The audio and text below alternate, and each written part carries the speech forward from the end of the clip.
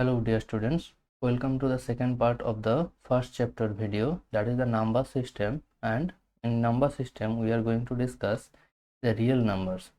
On the earlier day in the first class we have already studied about the number system, their basics, that is natural number, whole number, rational, irrational number and the real numbers.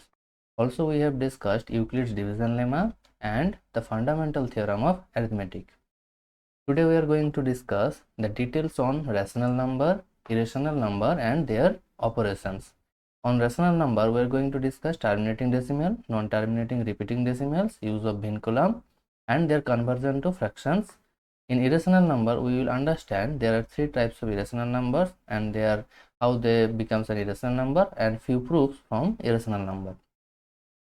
Also we are going to discuss the rational and irrational numbers operation, that is when we will add, subtract, multiply or divide two rational number or two irrational number or a rational and irrational number, how they act and how their nature is. Let's jump into the main content. So what is rational number? In the earlier video we have already understand that what is rational number? A number that can be put in the form p by q where the denominator q not equal to 0 and pq must be integer are called rational numbers. What are they? They can be 2, 3, 4, 5, that is all integers are all rational numbers. Also it includes 1.5, 7.3, minus 10.2. These types of decimals are also included in the rational numbers, right? So we have already understand that what is rational number. Let's jump into the core into rational number. Now terminating and non-terminating decimals. If we can convert a fraction into its simplest form, what is the rule? If there is a common factor to the numerator and denominator of a fraction, we have to divide with that common factor and we will get the simplest form of a fraction from an equivalence form. So we can easily put any fraction into its simplest form if there is a common factor by cancelling out it from numerator and denominator. Now by observing the denominator, that is q, we can easily find whether it is terminating or non-terminating decimals. What is terminating? Terminating means when we will divide the numerator by denominator, the division will be end, that is it will be end after certain decimal place. So it is terminating. And if it does not end, that is number repeats itself, it is non-terminating. It might repeat or may not be repeat. We will discuss both the topic.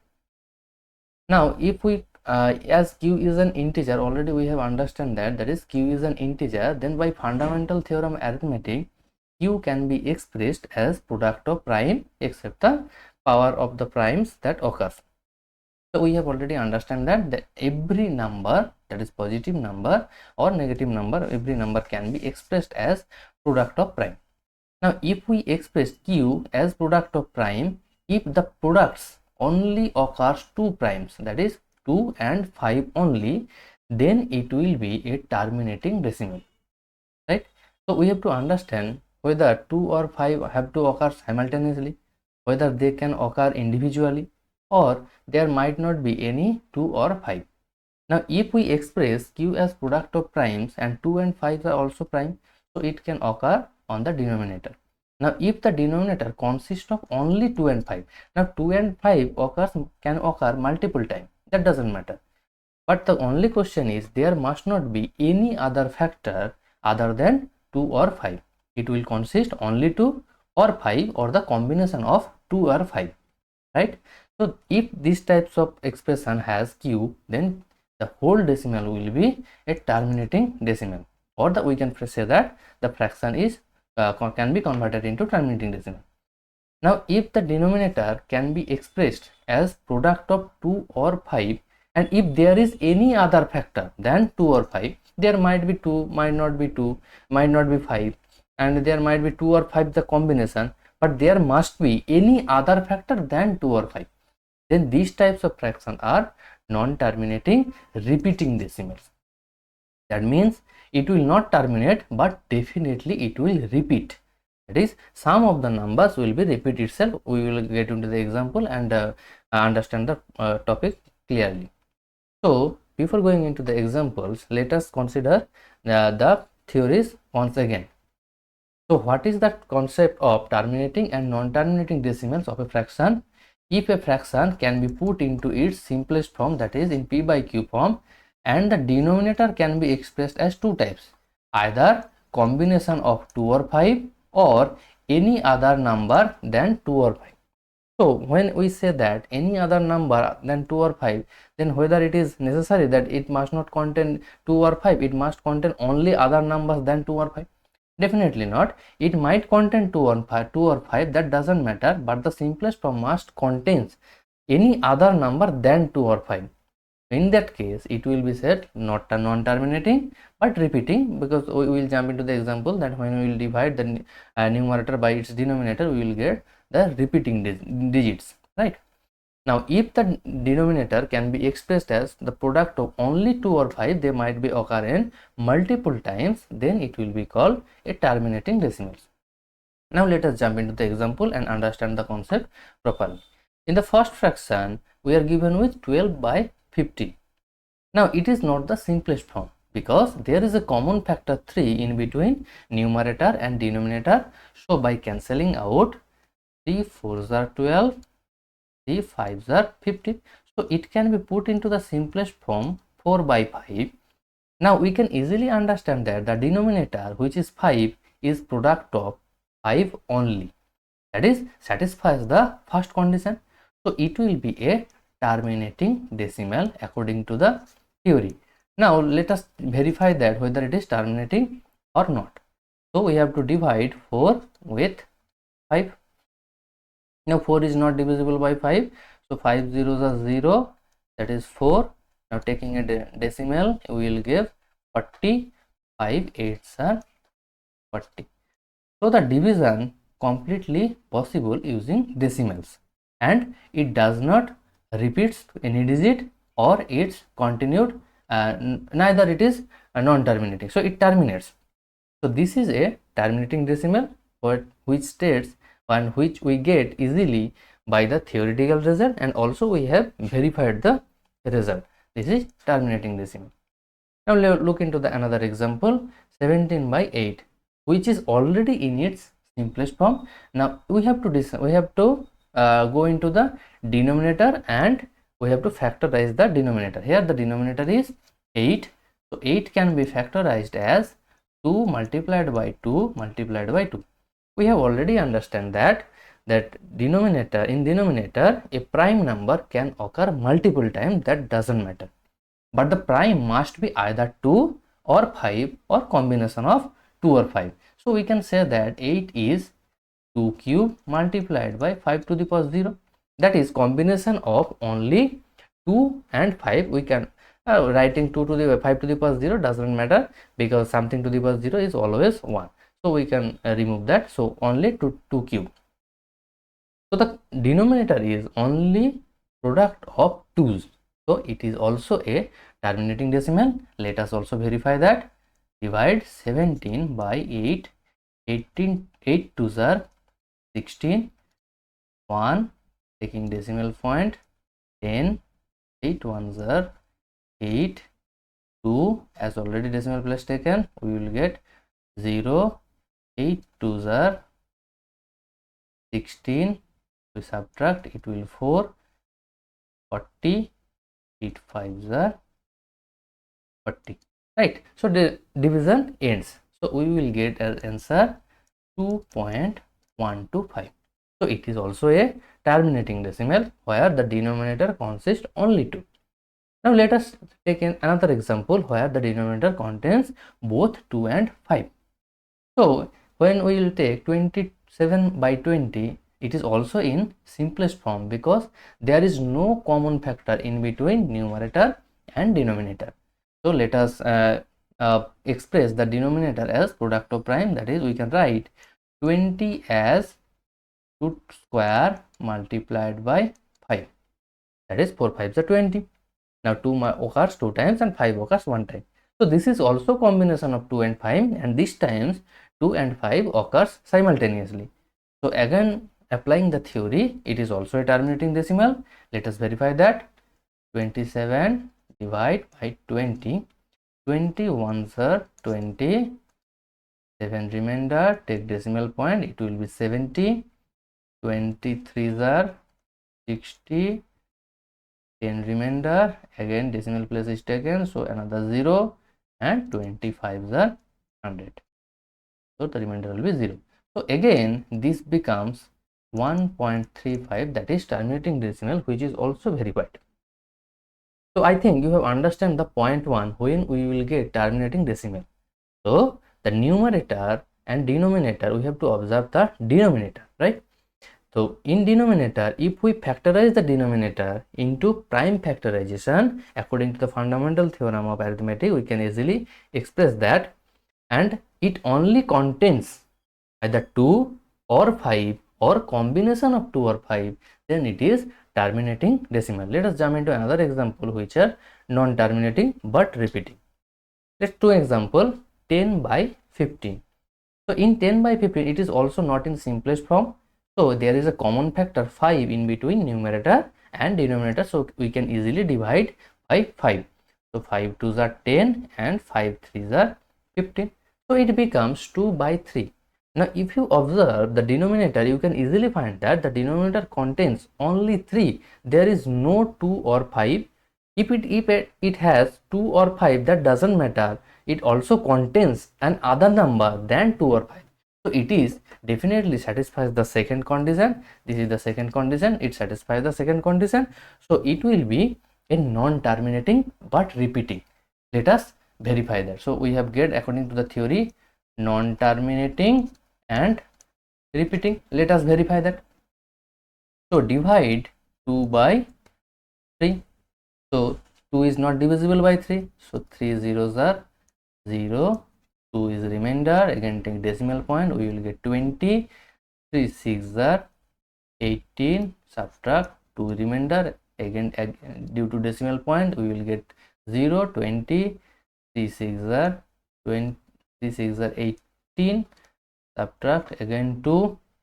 According to decimal point we will get another 0. 3 6 are 18. Again 2, and this continues.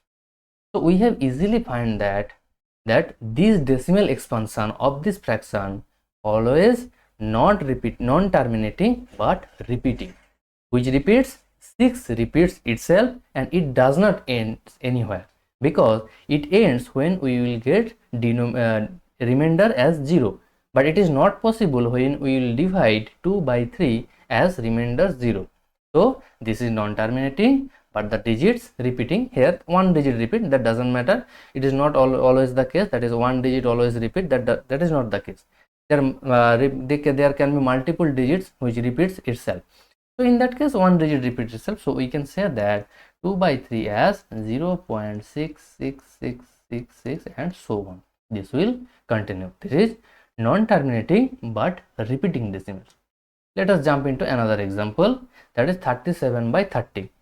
In that case, if we factorize this is a simplest form. Why it is simplest form? Because there is no common factor in between numerator and denominator. Now what the next step? Next step we have to observe the denominator. According to the fundamental theorem of arithmetic, denominator can be expressed as product of prime. Now we are going to express denominator as product of primes. Divide 2, 15s are 30, 3 5s are 50. So we can write 30, that is the denominator, as 2 into 5 into 3.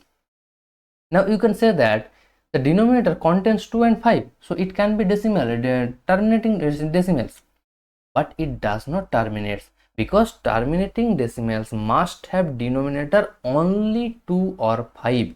There must not be any other digit than 2 or 5, but it contains a 3, which is not 2, not 3, and not 5. So in that case it satisfies the second condition and it will be non-terminating repeating decimal.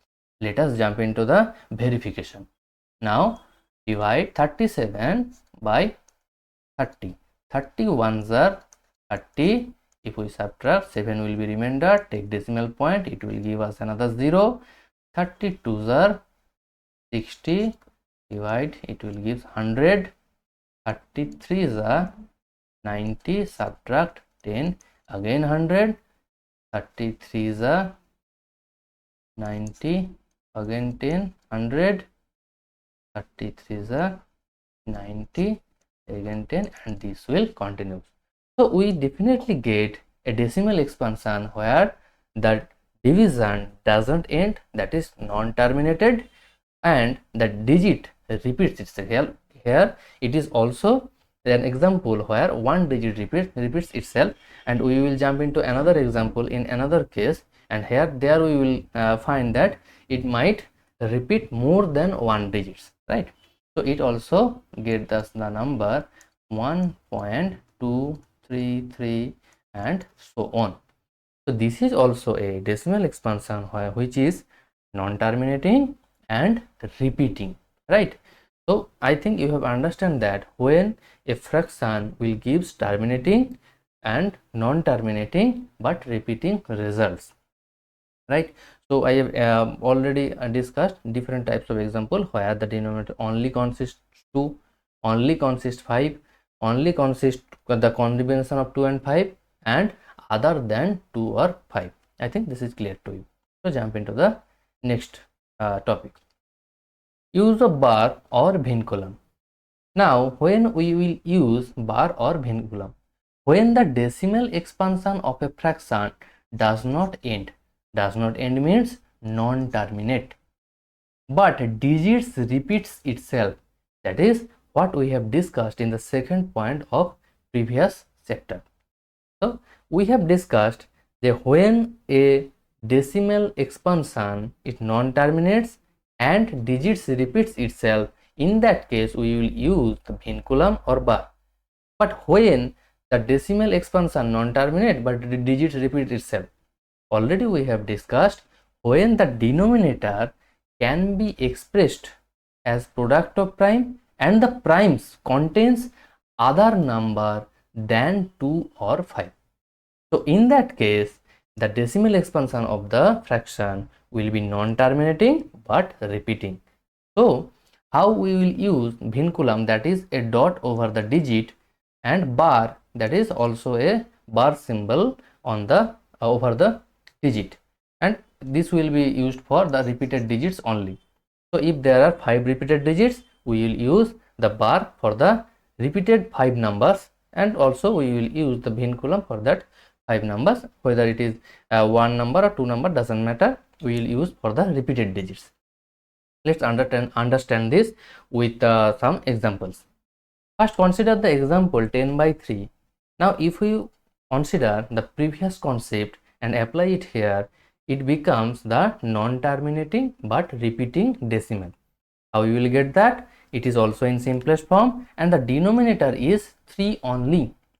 Now when the denominator contains other number than 2 or 5 in its simplest form, then the fraction must be non-terminating but repeating, right? So we will get, when we will divide 10 by 3, 3 3s are 9, 1, taking decimal point, 10, 3 3s are 9, minus 1, again 0, 3 3s are 9, again 1, 0, 9, minus again 1, and it will continue. So in that case, this 3 which comes after the decimal point repeats multiple times. So according to the rule of using vinculum or bar, we have to put the bar or the vinculum sign on the repeating digit. So we can write it as 3.3 dot or 3.3 bar. This is the use of vinculum or bar. Now you can easily confuse that why the first digit is not repeated, because the first digit comes from normal division, which is not the case of repetition. Repetition occurs when we take the decimal point. After taking the decimal point, it becomes the same number as it was previous. So the repetition occurs when we will take the decimal point. This is why the bar or vinculum will be put on the digit which comes after decimal point, right? I think you have understand that. Let us jump into another example, that is 5 by 6, which is also in its simplest form. Also, if you observe the denominator, the 6 can be expressed as 3 into 2 or 2 into 3. It contains 2, but it contains other digit than 2 or 5, that is 3. This is also the case when it will give us the result of non-terminating but repeating decimals. Let us divide the number and try to put the vinculum or bar, right? Now 5 divided by 6. It is not divisible, so take a 0. 6 zeros are 0. 5 will be remainder. Take a decimal point. It will be 50. 6 8s are 8. It will give 2. As decimal is already taken, we will get a 0. 6 3s are 18. Subtract again 2. It will 20. 6 3s are again 18. Subtract 2 again 20, and it will continue. So we get that after one division, after one digit of decimal division, it repeats the number. So the very first digit is not repeating, it repeats from the second digit after decimal point. So we will put the bar or vinculum for the repeated digits and which occurs after one place of the decimal point.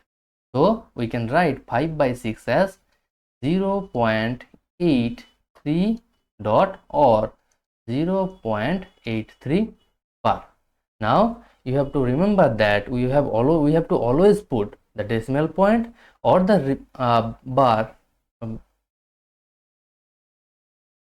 You have to remember that we have to always put the vinculum or bar on the repeated digits. Here these 3 repeats itself multiple times. This is the repeated digit, so we have to put the vinculum or bar on that digit. On the previous case, these 3 repeats itself, so we have put the decimal point, we have put the bar or the vinculum on this digit, right? This is the use of vinculum or bar.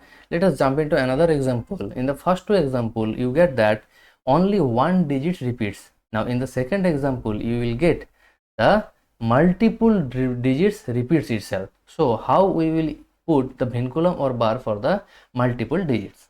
Now suppose it is also in the simplest form. If you apply the previous concept, you will definitely get the denominator contains other factor than 2 or 5, that is 7. So in that case, it will also non-terminating and repeating. Let us divide the number. 15 divided by 7. 7 2s are 14. 1 taking decimal point, it will 10. 7 1s are 7. 30. 7 4s are 28. 20. 7 2s are 14. Subtract, it will give us 6. 7 8s are 56. It will give 4, that is 40. 7 5s are 35. It will give 50. 7 7s are 49. Subtract, it will give 1, that is 10. 7 1s are 7, and it will give 30. So these steps 10 30 10 30 repeats. And also if you observe the quotient, you will understand that this one tries to repeat, and on the second step we have to divide by 7 4s are 28. So in that case 1 4 1 4, and on the second next step, if we divide, it will becomes 2. On the third step, it will become 8.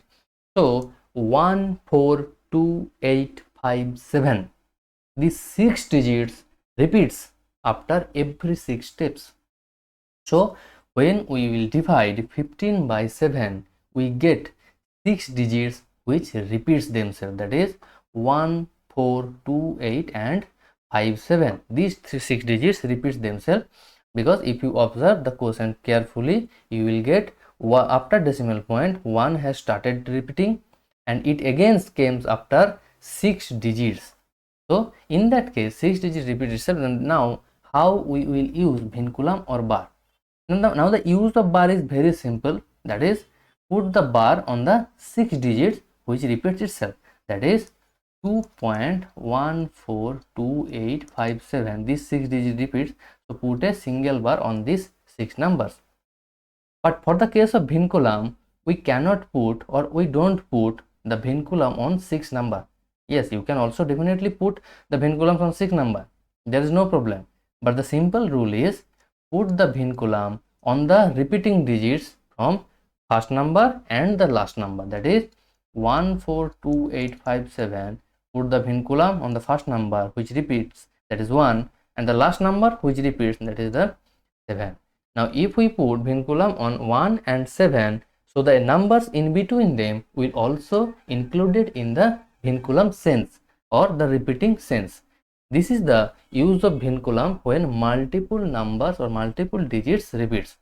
Also you can definitely use 2.142857 vinculum on every number, but this is not the case what we use in our mathematics. We use in the second case, that is use the vinculum on the first repeating digit and the last repeating digit. So already in between digits will be covered on between these two vinculums. But for the case of bars, we definitely use the bar for all digits which repeats, right? I think you have understand how vinculum or bar can be used for non-repeating but non-terminating but repeating decimals, right? Let's jump into the next topic. How we can convert non-terminating repeating decimals into fractions. So in the previous step, we have understand that how fractions can be put into vinculum or bar steps, that is non-terminating and repeating sense, that is in decimal form.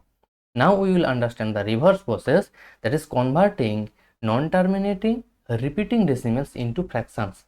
Suppose we are given with 3.3 dot. Now you have already understand that this 3.3 dot occurs in the in our very first example, that is 10 by 3. So we can easily find that 3.3 vinculum means 10 by 3. So we can easily get that decimal fraction expansion of these decimals. But this is an example which we have already done. This is why you remember the fraction, so you can easily answer that. But when it will be given into an examination, there will not be given 10 by 3 or fraction to decimal expansion, then decimal expansion to fraction. So it will be not given to you. So you will be given with a new number, new concept. I have taken this same example just to verify that whether we get the 10 by 3 result or we will jump into another result, right? So to verify that, I have taken the decimal expansion of 10 by 3, and now we will try apply to the applying theorem. We will get that the exact fraction what we have get in the earlier step. So what is the formula to find the fraction form of a non-repeating decimal expansion? So the first step is, so as it is a fraction, there will be two parts, that is one is numerator and another is denominator. So the first step, the numerator says that write all the digits given to you in decimal expansion form. Write all the digits. Now when you will write, it will give 33. Now you have to remember that you have to write all the digit, not all the numbers. Numbers means you have to put the decimal point as well, but the digits mean only digits which is visible to you, that is 2 times 3, that is 3 and 3. So write the number 3 and 3, then subtract non-repeating digits if any. So if there is any non-repeating digits, how you will understand which is repeating and non-repeating? You have already understand that if a number on the above has vinculum or bar, this is repeating digit and the any other numbers are non-repeating digits. Now as there is one number, that is the first 3, which is non-repeating, so we have to subtract that 3 from all the digits we have write earlier. This is the numerator, and the denominator must be the 9 for each repeating digits. First you have to understand 9 for each repeating digit. Now here is one repeating digit, that is 3. So we have to put 1 times 9, followed by 0 for each non-repeating digits after decimal point. So after 9 you have to put 0 if any, but when? If there is non-repeating digit after decimal point.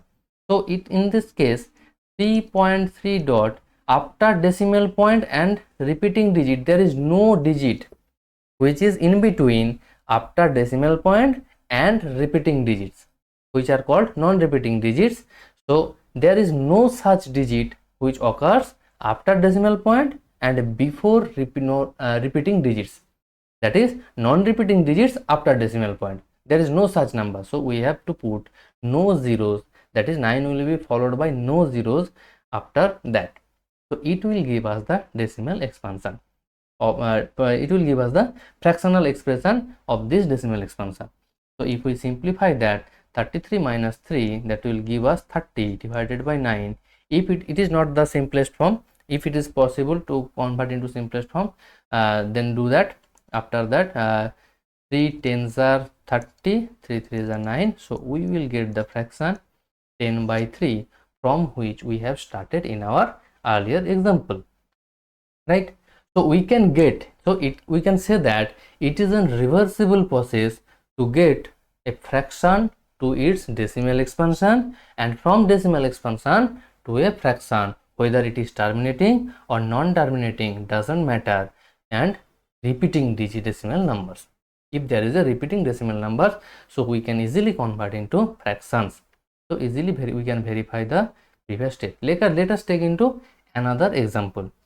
12.354, where 54 is the repeating digits. So here I have take two repeating digits. Also I have put the non-repeating digits after decimal point. So it will cover any other concepts. So what is the step to form the fraction? First write all the digits without any symbol. We have to write only digits, that is 1 2 3 5 4. Subtract from that number all non-repeating digits. Here you have to understand all non-repeating digits, that is which digits the digits which doesn't repeats, that is 1 2 and 3. So we have to subtract 1 2 3 divided by 9 for each repeating digits. Here the two digits 5 and 4 repeats, because the vinculum or the bar symbol is given on 5 and 4. So by that assumption we can easily find the repeating digits. So here are the two repeating digits, so we have to put 2 times 9, and the next step is it will be followed by 0 for each non-repeating digit after decimal point. So after decimal point, that is after 12, it is a decimal point and it has 1 3 which is non-repeating, because there is no vinculum above the 3. So it is a non-repeating digit also which occurs in after decimal point. So we have to put that number of zeros, as it has only one digit, so we have to put 1 times 0 after double 9. Now the double 9 comes from the number of repeating digits. Here 5 and 4 repeats, that's why 2 times 9 occurs. Here one non-repeating digits occurs after decimal point. You have to remember that in the numerator there is also a non-repeating digit, and in the denominator this is also a non-repeating digits, but their significance are different. In the numerator, the non-repeating digits means all non-repeating digits, including before decimal point and including after decimal point. That doesn't matter. But for the case of denominator, you have to remember that the non-repeating digits after decimal point. So this is vital step. So after decimal point, if there is any non-repeating digits, you have to put that times 0 before after that. So now the result will be 12. If we subtract that, 231 divided by 990. Now if it is possible to cancel out between these numbers, you can cancel out the number, or else if it is the simplest form, left it is. Now for cross check, you can use the division method to cross check whether the result comes from or the not. I will show you the cross check method on the right hand side, so you can easily understand that, right? This is the decimal expansion to fraction form, or in the previous step we have learned how we put vinculum or use of bars, right? I think you have understand the process, how to find and how to convert into fraction. That is, this is a reversible process, and in this process we can easily convert any non-terminating repeating decimals, whatever form it is, we can put into fractional form, right? Now jump into the irrational numbers. So before going into the irrational number, let's remember the previous concept of what is irrational number. Irrational numbers are numbers that cannot be put in the form p by q, where p, q are integers and denominator must be non-zero. These types of numbers are called irrational number. Generally, we have three types of irrational numbers used. That is, in our general scenario or in our syllabus, we use three types of irrational number. There are numerous types of irrational numbers, but we will discuss only three types of irrational numbers which are included in our syllabus. So type 1 is square root of non-perfect square number. Now what is perfect square number? If a number can be expressed as product of primes and the primes occurs in pairs, then these types of numbers are called perfect square number. Now if you look into 8, you might be confused whether 8 is perfect square or non-perfect square.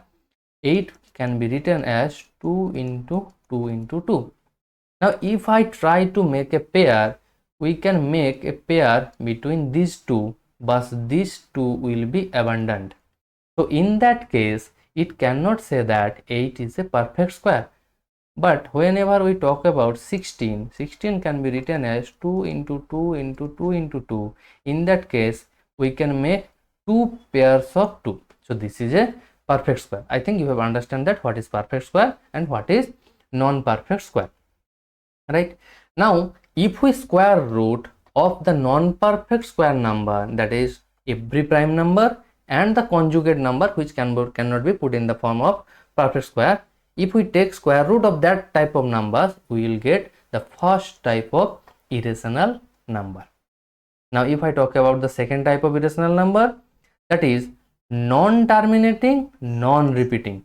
In the previous chapter, we have understand that non-terminating but repeating decimals can be put into fractions and then can be written using vinculum or bars. But in this chapter, that is irrational numbers, we can say that the numbers which are non-terminating, non-repeating, right? Neither terminates nor repeats. These types of numbers are called irrational numbers. You might not be confused of the non-terminating sense, because there is a number which is non-terminating, irrational. There is a number which is non-terminating, also irrational number. But the only difference that make them different is their repetition sense. When it repeats, it becomes a rational number. When it doesn't repeat, it becomes irrational number. You have to remember that non-terminating can be in both sense, rational or irrational sense, but repeating sense can occurs only in rational case, and non-terminating, non-repeating sense only occurs in irrational case. So this is the vital step, non-repeating. Now look into the example.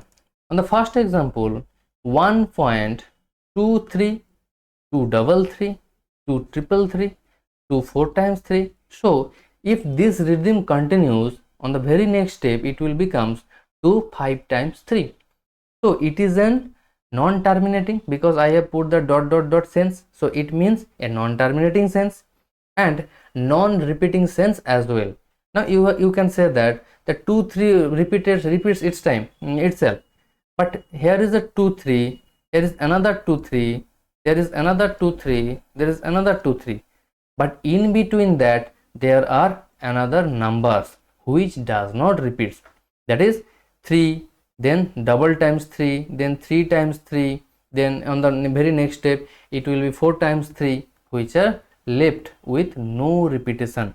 Repetition means the numbers or the pair of numbers or multiple numbers which are trying to repeat must be repeat exactly as it is. There might not be any other number in between them. So if 2 3 tries to repeat, so it must be 1.23 23 23 23 23 and so on. There must not be any other number in between that pair of 2 3s. So this is the sense of repeating, so which satisfies the previous condition, but this does not satisfy this condition. So this is a non-terminating, non-repeating decimal.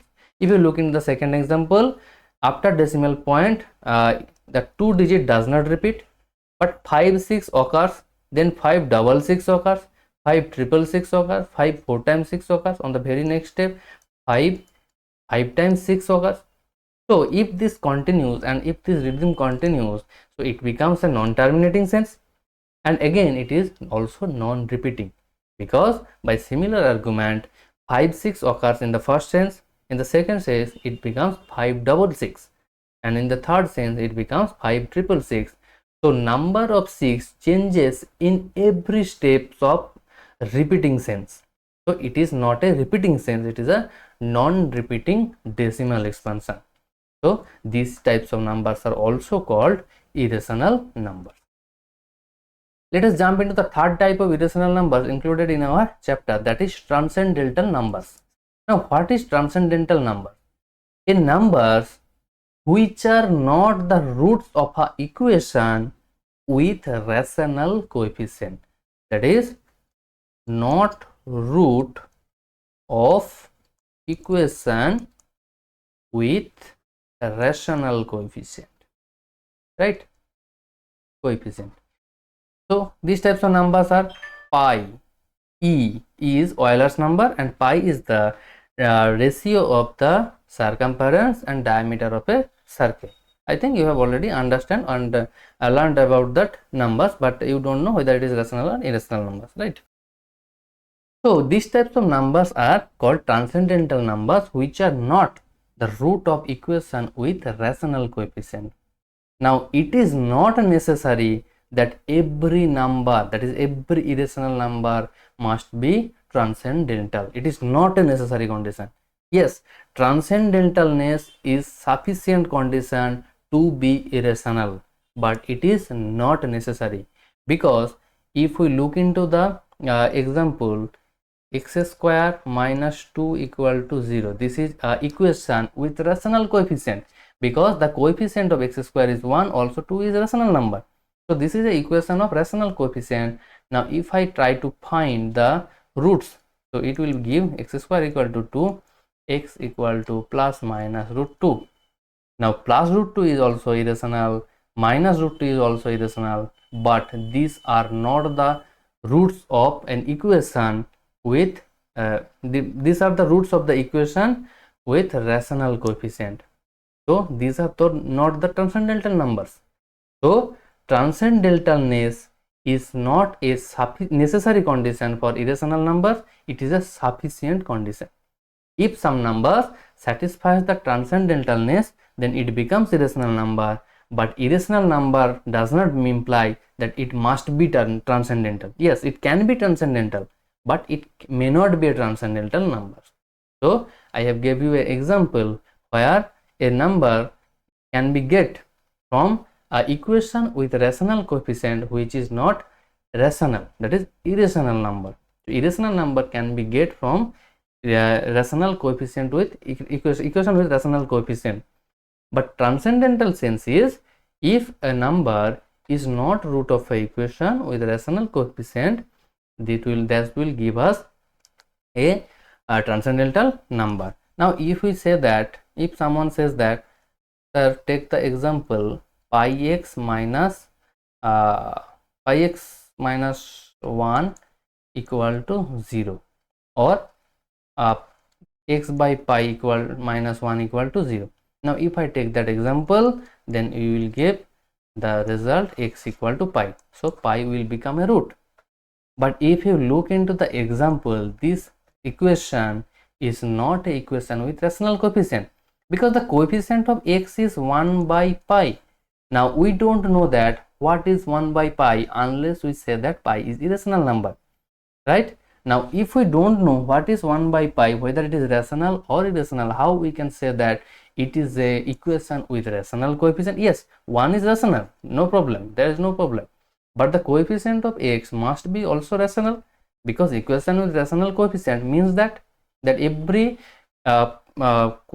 variable will have the coefficient of a rational number. That is the concept of rational coefficient. So in that case, the coefficient of x is 1 by pi. We don't know whether 1 by pi is rational or irrational unless we prove that pi is irrational. So we cannot put any equation in such a way that pi becomes its root. So this is why they are called the transcendental numbers, which are included in our irrational number sense. I think you have understand the three types of irrational numbers which are included in our syllabus, right? Next, jump into a theorem. Let p be a prime number and a be any positive integer. Now if p divides a square, then p also divides a. This is the statement of the theorem. Now the statement of the theorem says you are given with a prime number and any integer, whatever it is, doesn't matter, but it must be positive integer. Now if p divides the square of that positive number, then p will divide the original number, that is a. So let us prove that example, prove that theorem. Let a be any positive integer.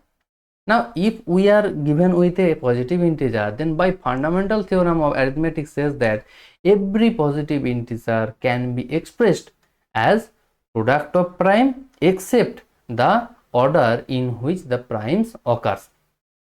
Now a can be expressed as product of primes.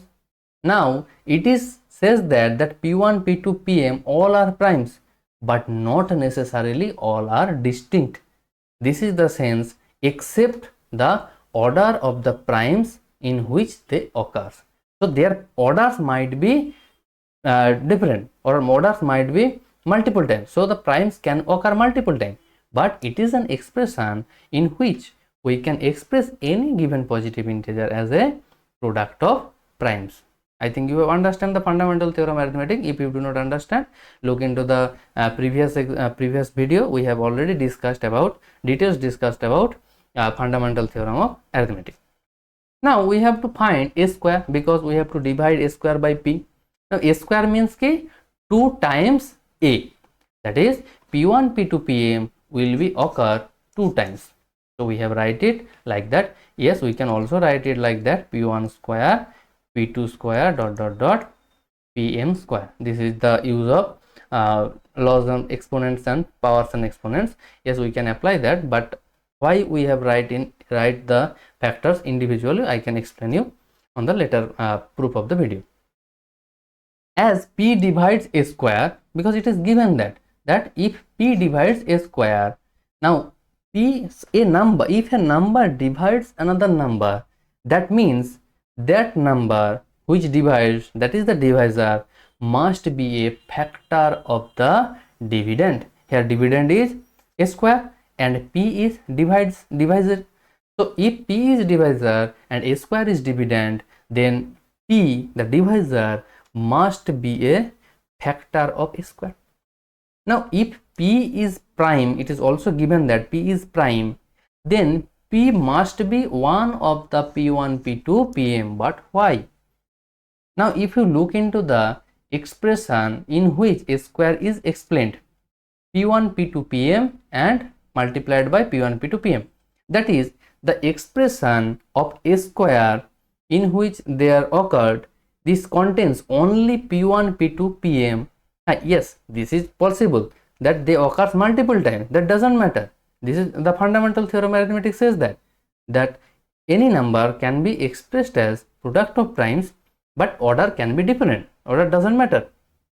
So in that case, if p is prime and p divides a square, and so p must be factor of this expression of a square. Now in that expression of a square, it contains only p1, p2 dot pm types numbers. Also, it is also clear that p is also a factor. Now it is from these two statements we can easily say that p is factor of a square and a square is expressed as product of factors, then p must be one of that factors. So p must be looks like p1, p2, pm, like in between one of them. It will be look like one of them, right? This is a clear conception, which implies that p is a factor of a. Now if you look into the expression of a also contains p1, p2, p dot dot pm. Now if a also contains that and we get that p is one of the p1, p2, pm, then we can easily say that p is also a factor of a.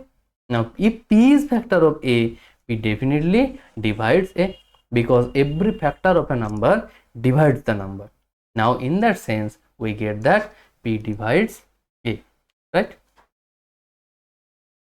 Now using this result we can prove the following irrationality of numbers. There are two types of irrationality proofs in our syllabus, that is square root of a number which is prime and square root of a number which is not prime number. Now first example, prove the square root of a number which is prime. Suppose p is prime number and we have to prove root p is irrational number. Now the process of proving that is contradiction method. So what is contradiction method? We will take the opposite to the proof of an opposite to the proof, and we will after so many of calculation we will get into a conclusion of that the result is wrong, that is we will conclude a wrong result.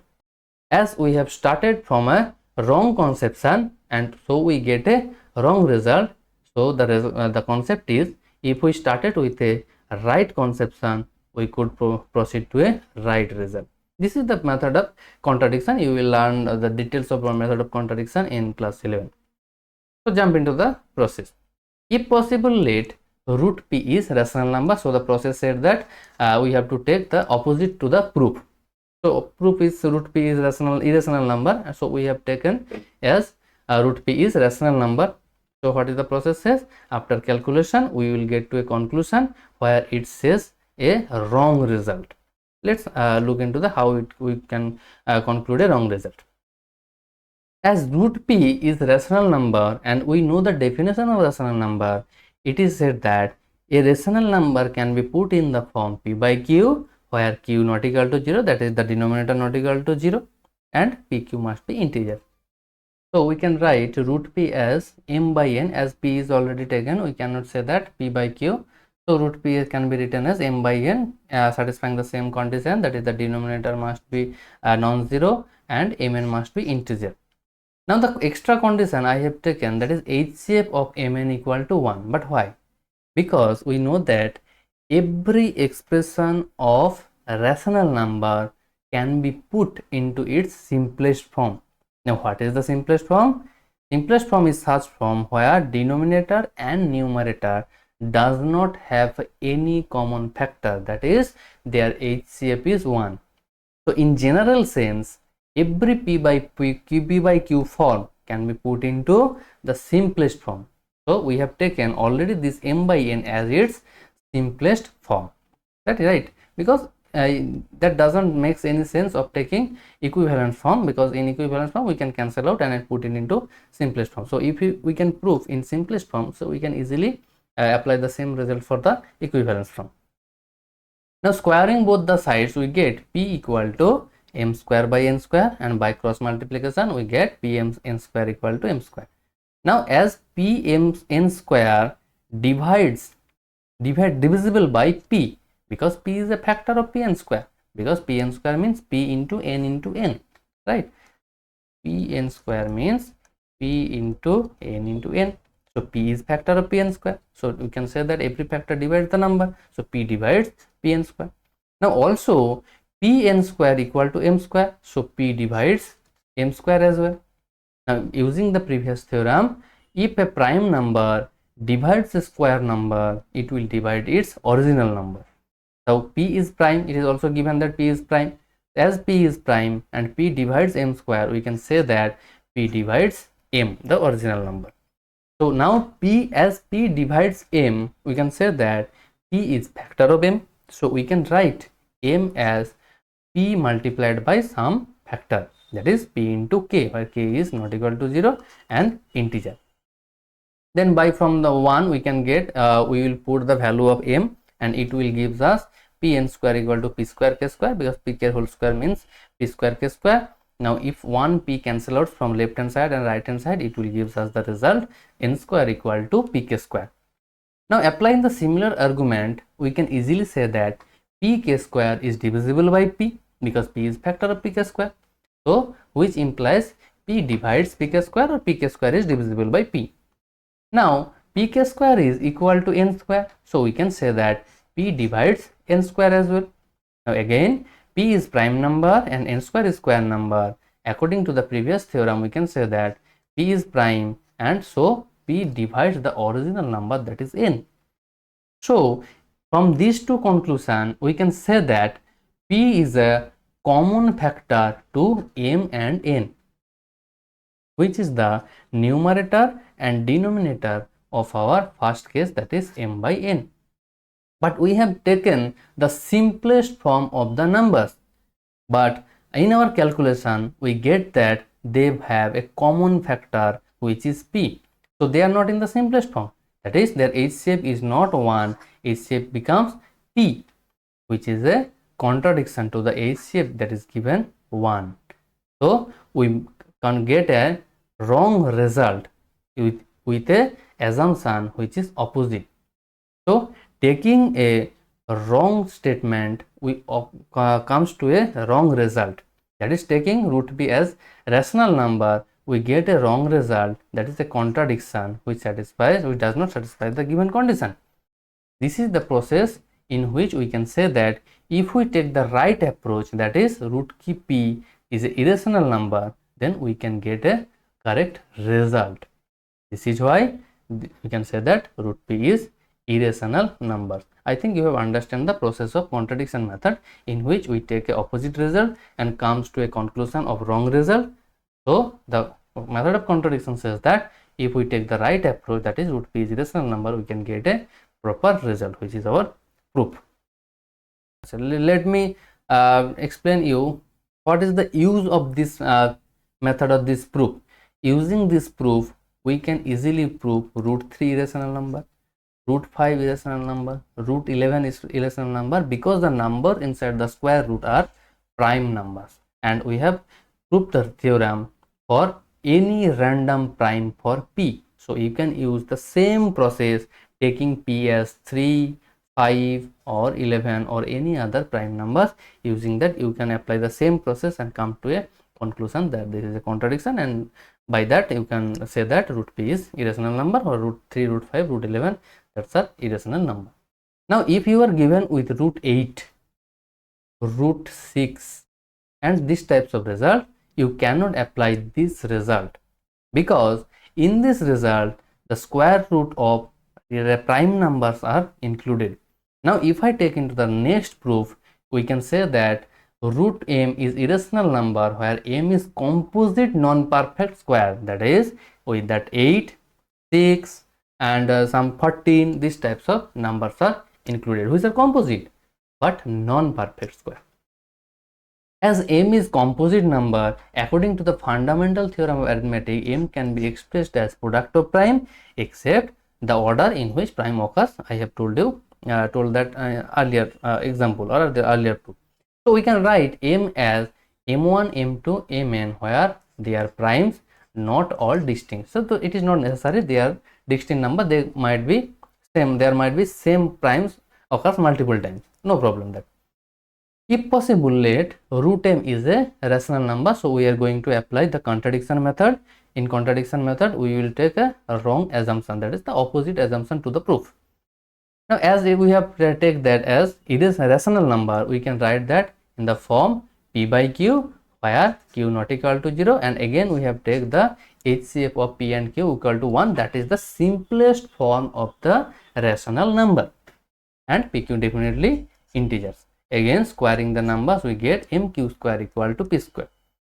Now mq square is divisible by m, By the previous argument, we also can say that mq square is divisible by m, but we cannot say that. Also it says that m divides p square, because mq square means p square. So as m divides mq square, so m will divide p square as well.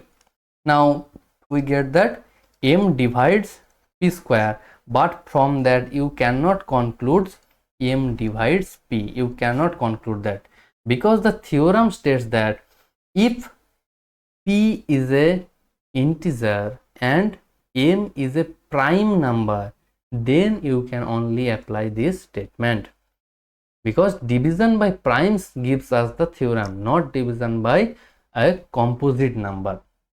This is why we applied m as product of primes. Now we can, as m divides p square, this every factor of m also divides p square, right? Because if the bigger number divides a number, then its factors definitely divide the bigger number. There is no doubt. So we can say that every mi, I belongs to 1 to n, divides mq square as well as p square, because mq square equal to p square. Every mi. Now these all mi's are prime, because we have expressed m as product of primes according to the fundamental theorem of arithmetic. So as all mi's are prime numbers and they divides p square, so they individually divides p. Now if they individually divides p, they can be written as p equal to ki mi. Why ki? Why I have put another indices, that is I, on k? Because if for the case of 6, let us take 6, and if we factorize, this will give 3 into 2. Now 6 divides a square number, that is 36. No problem, 6 divides 36. But when we will take individually, 3 divide 36, yes. 2 divide 36, yes. But when 3 divide 36, we can write 36 as 3 multiplied by 12. But when 2 divide 36, we can write 2 multiplied by 8. So for in each case of prime factorization, the constant is different. That's why for all mi, the constant will be different. So I have taken the indices. For m1, it will be k1. For m2, it will be k2. Right? I think you have understand the concept. So we can write p equal to ki into mi. Again, it is here ki must be not equal to 0 and must be integer, and I belongs to 1 to n. This is the simple procedure. Now it is also given that mq square equal to p square, where we will put the value of p. Now if we put the value of k, it will gives us mq square equal to ki square mi square. Now mi square also means m square, because mi consists of m1, m2, n, mn. That's why mi square implies m square, right? Now you can cancel out 1m from left and right, so we will get mq square equal to mki square, right? So we will get q square equal to mki square. Now m means again m1 into m2 into mn. By applying the same argument, every mi divides m1, m2, mn ki square, that is mki square. So as mki square equal to q square, every mi divides q square. As every mi is prime number, every mi divide will q. The same argument we have applied earlier, we can apply the same argument here as well. So we can say that m divides a common factor to p and q. So we have taken the first step that the p and q are in its simplest form, that is their h shape is 1, and here we get that m is a factor of p and q other than 1, which contradicts our result. That means we take a wrong result, wrong decision, and we conclude a wrong result. That's why it is a method of contradiction, says that if we take the right result, we get our proof, that is root m must be a irrational number where m is a composite number. And using this result, you can prove root 6 irrational, root 8 irrational, root 12 irrational, root not 16, root 14 irrational, root 18 irrational, right? That is, every composite non-perfect square root numbers are irrational. You can definitely write like that. Here, if I give you an example, for example 12, we can write 12 as 3 into 2 into 2, where 3 will work as m1, it will work as m2, it will work as m3, and 12 will be m, right? So you can easily apply the same argument and prove that result. Next, operation of on rational and irrational numbers. You have to understand that. Now you have already understand that if we add, subtract, multiply or divide, for the case of division you have to divide by non-zero number, because division by 0 doesn't make any sense because it is undefined number. Of rational numbers is always a rational number. That is, in any way, if we operate two rational numbers or more than two rational numbers, we will get a rational number, whether it is addition, subtraction, division or multiplication, that does not matter. But you have to remember that for the case of division you cannot divide with 0, although 0 is a rational number, because right, this is not the this is not defined division by 0. This is why. Any other case is all okay. And again, when addition, subtraction, multiplication, division, again by division by non-zero rational number, of a rational and irrational number is always a irrational number, right? So you have to remember, rational plus minus multiplication division of rational number give us rational number. Rational plus minus multiplication division with irrational number will lead us to irrational number, right? You have to remember that these are the basic and which we will not prove. And you can definitely we can prove that rational to rational is proof is very much of easy. The process of rational to irrational is not that much of difficult, right? We can easily prove by the previous argument in which we have proved the earlier results. So we can similar argument prove the irrationality of the combination of rational and irrational numbers, that is taking the method of contradiction. Now the only problem is that when we will operate two irrational numbers, that is addition of two irrational numbers may be rational, may be irrational. So irrespective of irrational numbers, it might be rational or may be irrational. Both cases can occur. Let us consider two examples. In the first example, we will take two examples of irrational numbers whose addition is rational. Let us take 2 plus root 3 and 4 minus root 3. Now it will be difficult to understand for you that whether 2 plus root 3 is irrational. Root 3 is irrational, we have proved earlier, that is a square root of a prime number is irrational. But in the previous statement we have said that addition, subtraction, multiplication, division of a rational and irrational number is irrational number, and we can easily prove that by the previous argument. So 2 is rational, root 3 is irrational, and their addition, it must be an irrational number. Again 4 is rational, root 3 is irrational, their subtraction is also irrational number using the previous arguments. Now if we add these two numbers, that is 2 plus root 3 plus 4 minus root 3, root 3 easily cancel out, it will give us the result 6, which is rational. So taking two irrational numbers and their addition leads us to a rational number.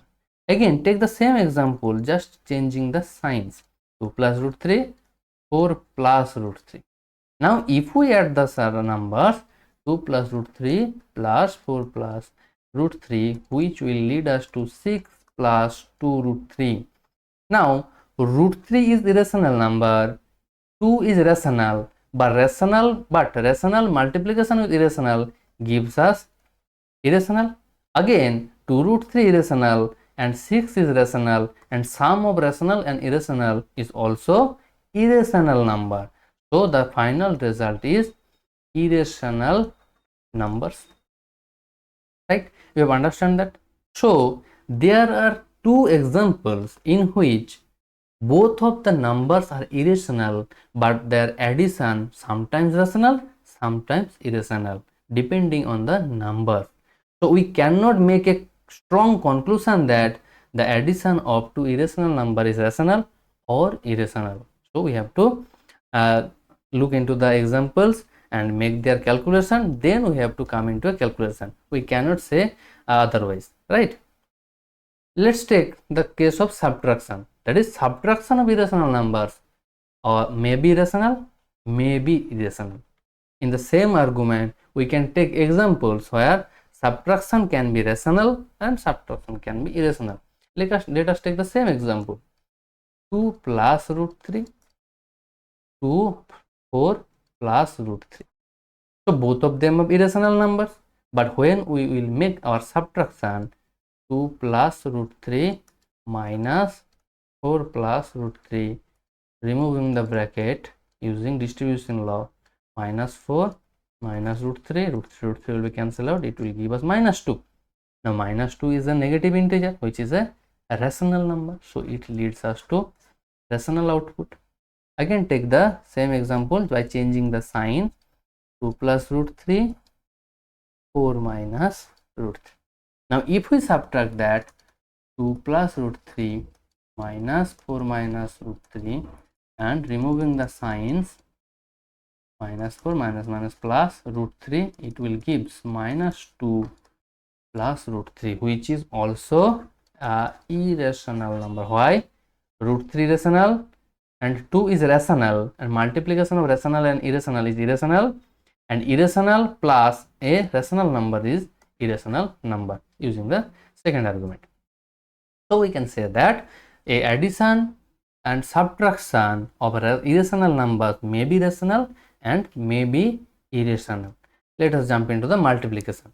But for the case of multiplication, we can say the same argument, that is the multiplication of two irrational number may be rational, may be irrational. Let us consider two examples. Suppose 2 root 3 and take another example, 4 root 3. Now both of them are irrational number because root 3 is irrational and 2 and 4 are rational, but their multiplication with irrational numbers make them irrational. So this is irrational, this is also irrational.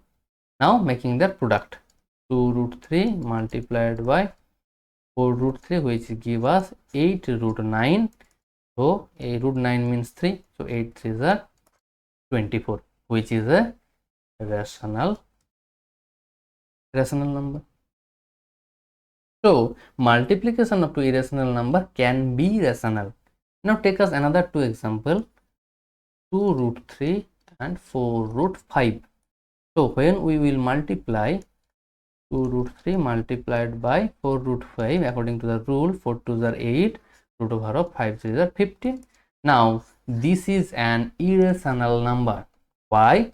Because in between root there is a composite number which is non-perfect square, and I have already proved that composite non-perfect square root of a number is an irrational number. I have proved in the second theorem, second result.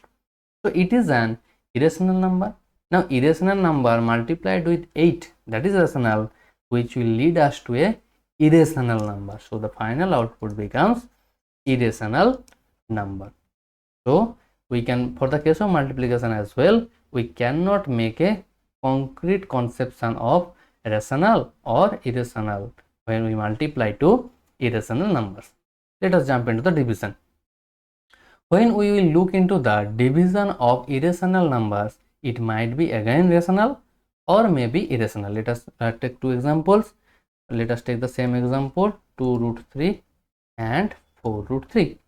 When we will divide 2 root 3 divided by 4 root 3, root 3 will cancel out, and 2 2s are 4, which will give us half, which is a rational number because it is in the form p by q, but the original numbers are in irrational form. So irrational number leads us to rational number when we will divide. Now take us another two example which we take in the previous example, that is 2 root 3 and 4 root 5. When we will divide them, 4 root 5, that will give us half, 2 to the 4, half root over of 3 by 5. Again, root over of 3 by 5 is not a rational number because they are square root of a non-perfect square number. That's why this is irrational number, and half is rational, and product of rational and irrational is irrational. So it leads us to irrational number. So we cannot make a concrete conception when we will operate the addition, subtraction and multiplication or division of two irrational numbers. It may be rational or may be irrational. You have to remember the examples. I cannot say that the only example I have told you are the only examples available in the book or available in our market. There are multiple, numerous examples you can set which you can use as examples. I will definitely tell you. You can definitely let me know in the comment box where this addition, subtraction, multiplication or division of two irrational numbers lead to rational or irrational, and I will be happy if you comment box, if you let me know in the comment box. I will definitely check whether you have said that correctly or not, right? So these are the things which are included in our first chapter, most importantly first chapter theoretical portion. I think you have understand basic number system, Euclid's division lemma and the application of fundamental theorem of arithmetic. These are the most important thing. That is what we have proved, that is a non-perfect square root is irrational number. This is also important application of our fundamental theorem of arithmetic. I think you have understand that. Also in the previous video we have discussed about LCM and HCF, finding LCM and HCF using prime factorization method. So the importance of number system in our mathematical calculations is vast, and you have to understand and remember the application. So on the very next video we will understand the polynomials and its application. Before that, you keep practicing and start practicing your exercises. If there is any problem you can let me in the comment box. If there is lot of problems, I will try to make the solution video for the first chapter according to the NCERT syllabus.